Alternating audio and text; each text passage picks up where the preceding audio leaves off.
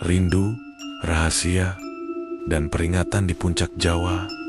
Kisah nyata yang viral di ke-2025 Puncak Semeru, Mahameru, selalu menjadi altar keheningan bagi Bang Daeng. Ia bukan pendaki biasa, ia adalah seorang peziarah, membawa rindu yang tak pernah tuntas.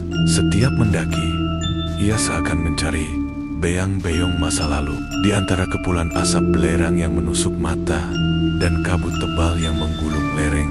Ia selalu melihat wajah Wulan, kekasihnya yang meninggal tragis di Gunung Salak.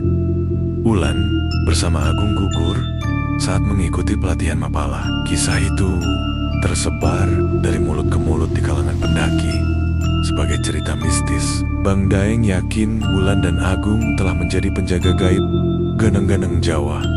Entah mengapa, Semeru menjadi titik ziarahnya, seolah-olah ada panggilan tak kasat mata yang menuntunnya ke sana. Bang Daeng, ayo turun. Hari sudah gelap, teriakan Adit tarembang-ambing di antara bunyi gemuruh angin dan suara merintih hutan. Teman-teman seperjalanannya mengingatkan.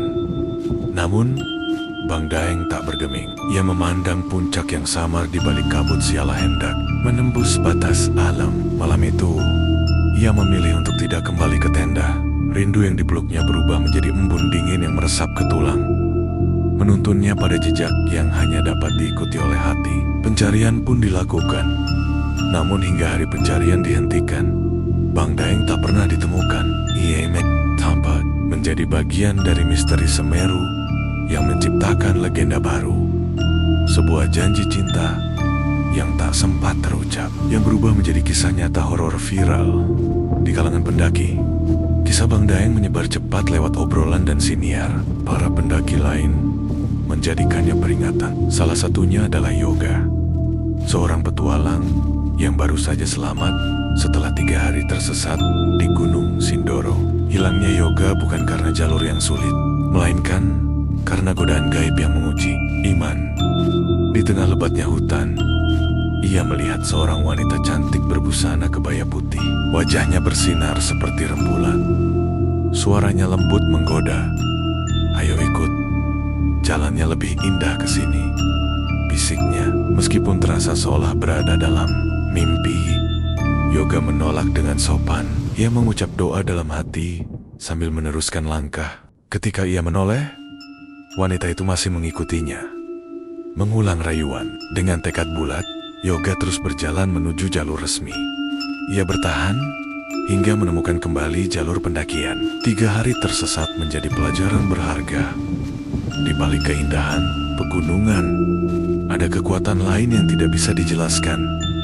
Pengalaman Yoga memicu ingatan akan cerita Andre dan Nopeng yang sempat viral beberapa tahun lalu. Mereka mendaki Gunung Merapi di Sumatera Barat, dan dalam perjalanan mereka memetik bunga Edelweiss sebagai souvenir. Tidak lama setelah itu, mereka melihat sekelompok pendaki lain yang berjalan tanpa menyentuh tanah, seakan melayang. Andre dan Nopeng berlari panik, dan salah satu dari mereka terpeleset ke jurang. Mereka akhirnya selamat setelah 7 hari tersesat. Namun, trauma dan rasa bersalah mereka tak terhapus. Sejak itu, mereka bersumpah tak akan mengambil apapun dari gunung selain kenangan. Cerita-cerita seperti ini menjadi bahan utama siniar Fajar Aditya, seorang narator horor yang dikenal membawakan kisah nyata yang penuh misteri. Dalam setiap episode, ia mengulas berbagai kisah pendaki hilang yang viral. Tragedi Alex, Iqbal, dan Gagah di Gunung Slamet, misteri pendaki asing di Gunung Merbabu, hingga kisah pesugihan yang terjadi di lereng Lawu. Kisah Alex paling menyayat hati. Bersama 2 temannya, Iqbal dan Gagah, ia tersesat selama 14 hari. Iqbal terjatuh di air terjun, sementara Gagah pergi mencari bantuan dan tak pernah kembali. Hanya Alex yang ditemukan dalam keadaan lemah, membawa luka fisik dan batin yang dalam. Kisah ini mengingatkan bahwa gunung adalah alam liar yang tidak bisa diremehkan. Di sisi lain, misteri pendaki asal Selandia Baru di Gunung Merbabu menjadi teka-teki besar. Ketika tim SAR mencari keberadaannya, mereka menemukan barang-barang yang tidak lazim. Obat kuat, busur panah, uang dari berbagai negara, paspor dengan identitas berbeda, dan lisensi-lisensi aneh. Benda-benda itu memberi gambaran kehidupan ganda penuh rahasia. Pendaki tersebut ditemukan tewas di lokasi terpencil, seolah sengaja memilih mati di gunung untuk membawa serta rahasianya. Kisahnya memperkuat keyakinan bahwa setiap orang membawa motif berbeda ketika menantang alam. Fajar juga mengajak narasumber lain, seperti Asel, seorang pendaki wanita yang memiliki kemampuan sensitif. Asel menceritakan pengalamannya di sebuah curug air terjun. Setelah pulang, ia merasa sakit, lelah, dan sering mengantuk tanpa sebab. Temannya yang peka melihat sesosok makhluk tinggi kurus menempel di belakangnya. Sosok itu dipercaya sebagai penunggu curug yang menempel karena Asel mengambil batu kecil sebagai kenang-kenangan. Setelah Asel berjanji tidak akan mengambil apapun dari alam lagi, sosok itu pun menghilang. Sejak saat itu, Asel rajin mengingatkan pendaki lain tentang pentingnya menjaga etika di alam. Gunung itu bukan hanya tempat rekreasi, tapi juga suci.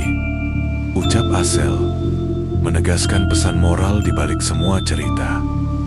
Kita ini tamu, hormati tuan rumahnya. Jangan mengambil apapun yang bukan milik kita. Dan jangan pernah meremehkan apapun, karena di sana, di balik keindahan, ada hal-hal yang tidak bisa dijelaskan oleh ilmu pengetahuan, yang kini banyak dibahas di siniar dan forum pendakian. Menjadi pengingat bagi setiap pendaki Indonesia.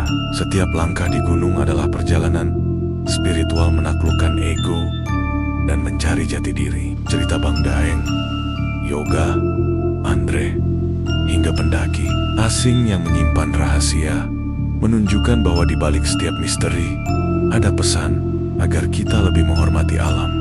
Karena di puncak-puncak tinggi itu, manusia hanyalah sebutir debu di hadapan keagungan semesta. Dan setiap kisah nyata horor akan terus viral untuk mengingatkan generasi berikutnya tentang pentingnya rasa hormat dan kebijaksanaan. Kisah-kisah lain pun bermunculan dari berbagai penjuru Nusantara. Di lereng Lawu, misalnya, seorang pendaki bernama Rina pernah mendengar gamelan mengalun merdu di tengah malam. Suara musik tradisional itu mengundang rasa penasaran. Namun, rekan-rekannya menahan Rina agar tidak mencari sumber suara tersebut. Keesokan harinya, mereka mengetahui bahwa di lokasi itu pernah ada kejadian hilangnya rombongan pendaki yang mengikuti suara serupa. Kemunculan gamelan yang dipercaya sebagai perayaan para penunggu ini menjadi legenda tersendiri, menambah daftar peringatan tak tertulis yang diwariskan dari generasi ke generasi pendaki. Ada pula cerita Damar, seorang pecinta alam yang berdomisili di Bali. Saat mendaki Gunung Agung, ia melihat 3 bayangan hitam melesat di kejauhan, berlari mendaki tanpa menjejak tanah. Ia baru menyadari bahwa hari itu bertepatan dengan hari suci di desa sekitar, ketika orang-orang dilarang naik ke puncak karena dipercaya para roh leluhur sedang melakukan perjalanan. Damar pun turun dengan perasaan merinding, perkaya bahwa kehadirannya adalah gangguan. Ia lalu berdoa, memohon ampun dan meminta izin, lalu kembali turun. Sejak itu ia selalu mencari tahu hari baik sebelum mendaki, menghormati kepercayaan lokal sebagai bagian dari persiapan.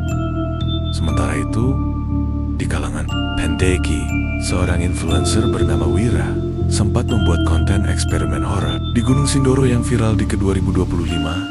Ia bersama tim sinematografer membawa kamera infrared dan peralatan rekaman canggih untuk membuktikan keberadaan makhluk gaib. Saat malam hari, mereka menangkap sosok putih di tepi jurang yang terekam jelas. Wira yang sebelumnya skeptis langsung menghentikan syuting, lalu mengunggah rekaman itu dengan pesan bahwa percobaan seperti itu bukan untuk dibanggakan. Videonya menjadi bukti visual yang sulit dibantah, membuat banyak orang percaya bahwa kisah-kisah horor di gunung bukan sekadar cerita. Komentarnya mengingatkan tidak ada konten viral yang sebanding dengan keselamatan tim. Hormati gunung dan jangan mengundang bahaya. Cerita-cerita baru ini memperkaya wawasan para pendaki modern. Mereka mulai memahami bahwa gunung bukanlah panggung untuk adu nyali semata, melainkan ruang sakral yang memadukan alam, budaya, dan spiritualitas. Terlebih di era media sosial, setiap pengalaman mudah menjadi viral dan mengundang banyak pendaki untuk mencoba hal serupa. Oleh karena itu, komunitas pendaki senior kini lebih aktif membuat kampanye edukasi melalui siniar, video dokumenter, dan web. Mereka mengingatkan generasi muda untuk mengutamakan keselamatan, etika, dan rasa hormat. Pada akhirnya, rindu yang dirasakan Bang Daeng, pengalaman mistis Yoga dan Andre, penemuan barang-barang aneh di Merbabu, hingga rekaman Wira di Sindoro, semuanya menggambarkan sebuah pola. Alam selalu memberi peringatan kepada manusia yang melupakan batasnya. Kisah-kisah nyata horor yang viral ini bukan untuk menakut-nakuti, melainkan untuk mengingatkan bahwa ada hukum tak tertulis yang harus dipatuhi. Setiap pendakian menjadi perjalanan introspektif, mengajarkan bahwa menaklukkan gunung berarti menaklukkan ego sendiri dan selalu menghormati kekuatan yang tak terlihat.